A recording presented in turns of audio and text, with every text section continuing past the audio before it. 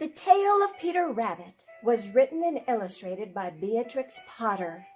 The tale was written for 5-year-old Noel Moore, son of Potter's former governess, Annie Carter Moore, back in 1893. It was revised and privately printed by Potter in 1901 after several publishers' rejections, but was printed in a trade edition by Frederick Warne Company in 1902. The book was a success, and multiple reprints were issued in the years immediately following its debut. It has been translated into 36 languages, and with 45 million copies sold, it is one of the best-selling books of all time.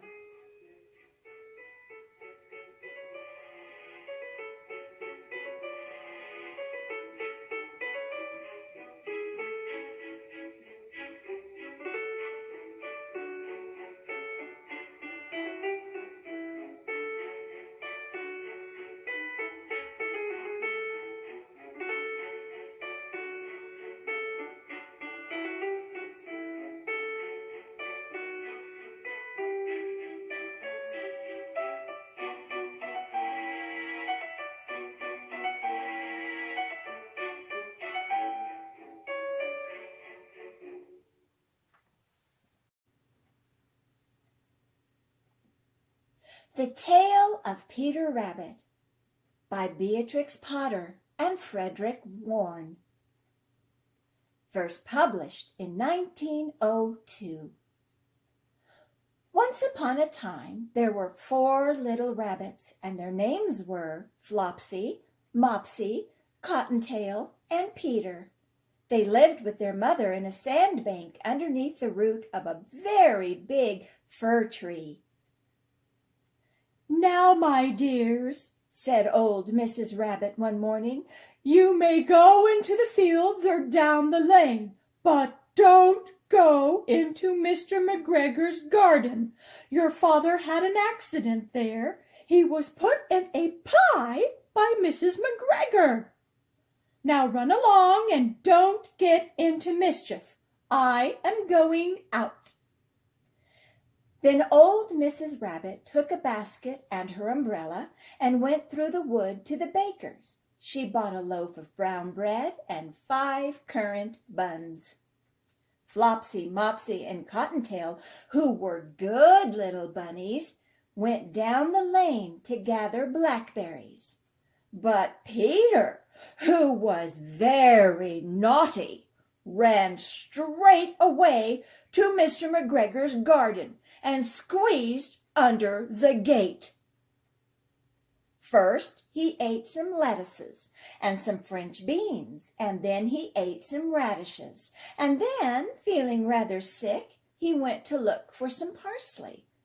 But round the end of a cucumber frame, whom should he meet but Mr. McGregor! Mr. McGregor was on his hands and knees planting out young cabbages, but he jumped up and ran after Peter, waving a rake and calling out, "Stop, thief!" Peter was most dreadfully frightened. He rushed all over the garden, for he had forgotten the way back to the gate. He lost one of his shoes among the cabbages and the other shoe amongst the potatoes. After losing them, he ran on 4 legs and went faster, so that I think he might have got away altogether if he had not unfortunately run into a gooseberry net and got caught by the large buttons on his jacket. It was a blue jacket with brass buttons, quite new. Peter gave himself up for lost and shed big tears. But his sobs were overheard by some friendly sparrows who flew to him in great excitement and implored him to exert himself. Mr. McGregor came up with a sieve, which he intended to pop upon the top of Peter. But Peter wiggled out just in time, leaving his jacket behind him, and rushed into the tool shed and jumped into a can. It would have been a beautiful thing to hide in if it had not had so much water in it.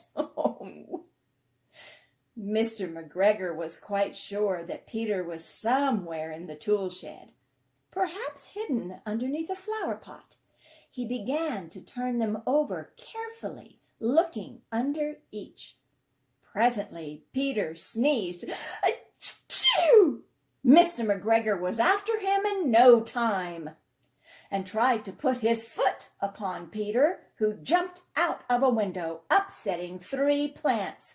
The window was too small for Mr. McGregor, and he was tired of running after Peter. He went back to his work. Peter sat down to rest.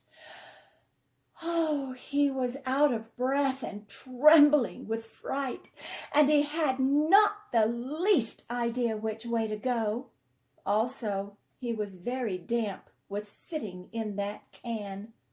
After a time, he began to wander about, going lippity, lippity, not very fast, and looking all round. He found a door in a wall, but it was locked, and there was no room for a fat little rabbit to squeeze underneath. An old mouse was running in and out over the stone doorstep, carrying peas and beans to her family in the wood. Peter asked her the way to the gate, but she had such a large pea in her mouth that she could not answer. She only shook her head at him, and Peter began to cry. Then he tried to find his way straight across the garden, but he became more and more puzzled. Presently he came to a pond where Mr. McGregor filled his water cans. A white cat was staring at some goldfish. She sat very, very still, but now and then the tip of her tail twitched as if it were alive. Peter thought it best to go away without speaking to her. He had heard about cats from his cousin, little Benjamin Bunny. He went back toward the tool shed, but suddenly, quite close to him, he heard the noise of a hoe. Scritch, scratch, scratch, scritch. Peter scuttered underneath the bushes, but presently, as nothing happened, he came out and climbed upon a wheelbarrow and peeped over. The first thing he saw was Mr. McGregor hoeing onions. His back was turned toward Peter, and beyond him was the gate.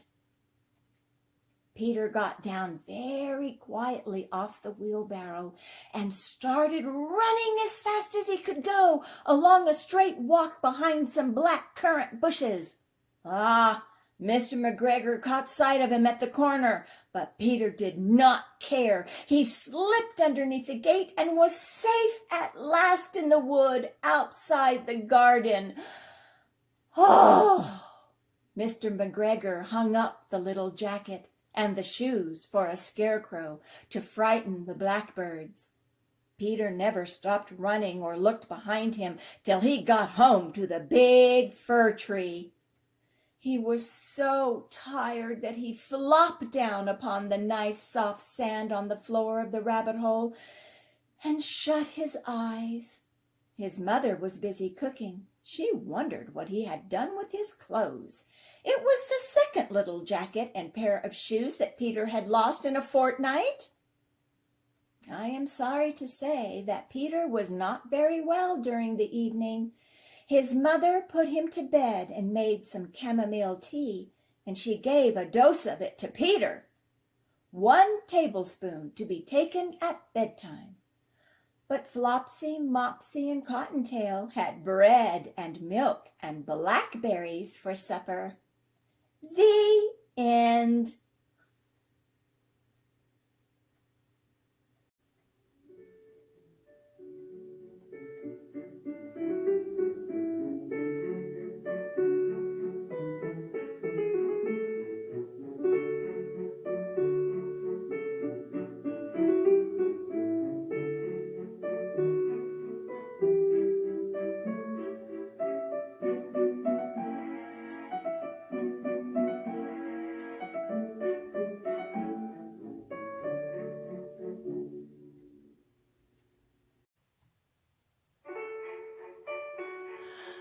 Wasn't that a great story?